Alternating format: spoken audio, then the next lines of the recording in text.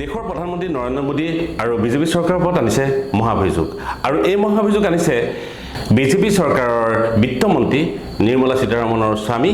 বিখ্যাত অৰ্থনীতিবিদ পৰকলা প্ৰভাকৰে বিপক্ষ দলৰ নেতা ৰাহুল গান্ধীয়ে বিজেপি চৰকাৰৰ ভোট চুৰি প্ৰসংগ উত্থাপন কৰাৰ পাছতেই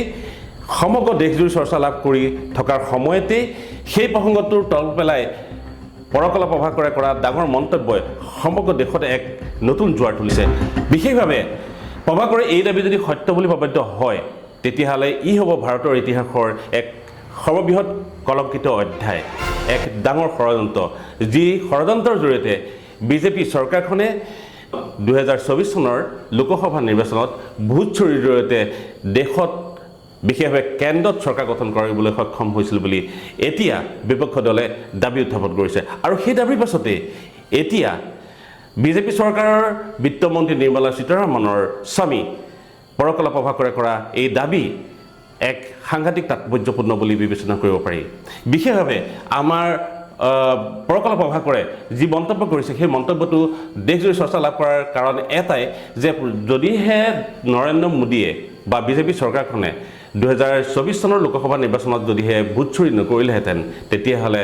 কেৱল তেওঁলোকে 213খন আসন লাভ কৰিলেহেঁতেন বুলি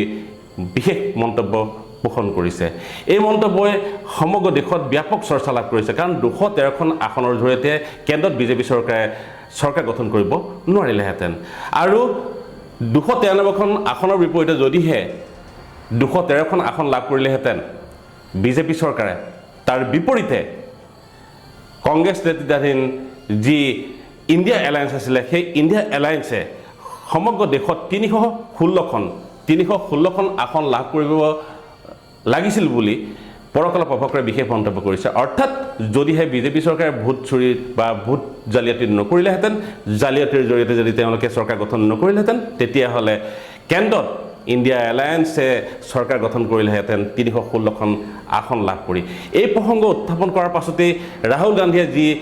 ভোট চুৰি প্ৰসংগ উত্থাপন কৰিছিলে, যি অভিযোগ আনি আছে সেই অভিযোগক সত্য প্ৰমাণিত কৰা দেখা গৈছে আৰু ৰাহুল গান্ধীয়ে ইতিমধ্যে যিহেতু বিভিন্ন তথ্য দাঙি ধৰিছিল সেই তথ্যৰ উত্তৰ ইতিমধ্যে যিহেতু নিৰ্বাচন আয়োগে প্ৰায় এমাহ পাছত যোৱাকালি এটা প্ৰেছ মিট জৰিয়তে সংবাদমেল আয়োজন কৰি তেওঁলোকে দাবীসমূহ ভিত্তিহীন বুলি কৈছে। যিহেতু লোকসভা নিৰ্বাচনত 234খন আসন লাভ কৰিছিলে ইণ্ডিয়া এলায়েন্সে, তাৰ বিপৰীতে 316খন আসন লাভ কৰি কেন্দ্ৰ চৰকাৰ গঠন কৰিব পাৰিলেহেঁতেন বুলি যিহেতু মন্তব্য উত্থাপন কৰিছে, সেই মন্তব্য সমগ্ৰ দেশত এক ব্যাপক চৰ্চা লাভ কৰিছে আৰু দেশৰ ৰাজনীতিত এক নতুন ধুমুহাৰ সৃষ্টি কৰিছে। সেইভাৱে আমি ক'ব পাৰোঁ লোকসভা নিৰ্বাচনত ব্যাপক খেলিমেলি হোৱা বুলি যি দাবী উত্থাপন কৰিছিল সেই দাবীসমূহ তথ্য সহকাৰে উদঙাই দিয়াৰ পাছত আকৌ কৈছোঁ নিৰ্বাচনী আয়োগে প্ৰায় এমাহৰ অন্তত তেওঁলোকে মুকলিভাৱে সংবাদমেল আয়োজন কৰি সেই ৰাহুল গান্ধীৰ দাবীসমূহক ভিত্তিহীন বুলি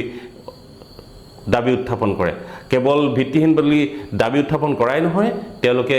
আকৌ কৈছে যে ৰাহুল গান্ধীৰ যি অভিযোগ আছে সেই অভিযোগসমূহ লিখিত ৰূপত তেওঁ দাখিল কৰিব লাগিব, লগত শপতনামা গাঁঠি দিব লাগিব। যদিহে ৰাহুল গান্ধীৰ সেই অভিযোগ শুদ্ধ প্ৰমাণিত নহয় তেতিয়াহ'লে ৰাহুল গান্ধীয়ে দেশৰ ওচৰত ক্ষমা বিচাৰিব লাগিব বুলিও নিৰ্বাচনী আয়োগে হুংকাৰ দিছে। কিন্তু এই হুংকাৰ কিন্তু এমাহৰ পিছত হোৱাক লৈ দেশবাসীৰ মাজত বিভিন্ন ধৰণৰ প্ৰশ্ন উত্থাপন হৈছে আৰু এই ক্ষেত্ৰত আক্ৰমণ প্ৰত্যাক্ৰমণৰ মাজতেই এনেধৰণৰ নিৰ্বাচনী আয়োগ আৰু ৰাহুল গান্ধীৰ মাজত বা বিজেপি চৰকাৰৰ মাজত আক্ৰমণ প্ৰত্যাক্ৰমণ চলি থকাৰ মাজতেই বিজেপিৰে বিত্তমন্ত্ৰী নিৰ্মলা সীতাৰামনৰ স্বামী বিখ্যাত অৰ্থনীতিবিদ পৰকলা প্ৰভাকৰে কৰা এই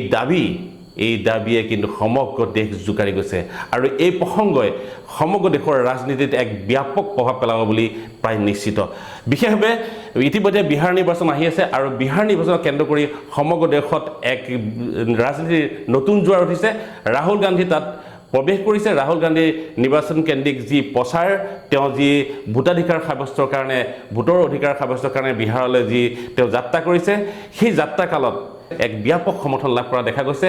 সমগ্ৰ বিহাৰত এক নতুন জোৱাৰ উঠিছে, কংগ্ৰেছ দলৰ প্ৰতি সকলো আকৃষ্ট হোৱা দেখা গৈছে এই প্ৰসংগটো উত্থাপন কৰাৰ পাছতে। সেইকাৰণে কোৱা হৈছে নিৰ্মলা সীতাৰামনৰ স্বামী পৰকলা প্ৰভাকৰে কৰা এই মন্তব্যই এই সাংঘাতিক মন্তব্যই কিন্তু বিজেপি চৰকাৰখনক বিপদলৈ ঠেলি দিছে আৰু এই প্ৰসংগক লৈ ৰাহুল গান্ধীয়ে যি দাবী উত্থাপন কৰিছে সেই দাবী যদি সত্য প্ৰমাণিত হয় তেতিয়াহ'লে আমি লক্ষ্য কৰিব লাগিব নিৰ্বাচনী আয়োগৰ স্থিতি কি হ'ব বা এই ক্ষেত্ৰত ভাৰতৰ সৰ্বোচ্চ ক্ষমতাৰ অধিকাৰী উচ্চতম ন্যায়ালয়ে কি পদক্ষেপ গ্ৰহণ কৰিব বা বিজেপি চৰকাৰৰ ভৱিষ্যত কি হ'ব প্ৰধানমন্ত্ৰী নৰেন্দ্ৰ মোদীৰে বা ভৱিষ্যত কি হ'ব সেই প্ৰসংগও মানুহে আলোচনা কৰিবলৈ এৰি দিয়া নাই বিজেপিয়ে হেৰুৱাব লাগিব নেকি ৰাজনৈতিক দলৰ স্বীকৃতি সেই প্ৰসংগও কিন্তু মানুহৰ মাজত চৰ্চা লাভ কৰিবলৈ ইতিমধ্যে আৰম্ভ হৈছে সকলোবোৰ আসলতে এই সকলোবোৰ উত্তৰ আমি সময়তে পাম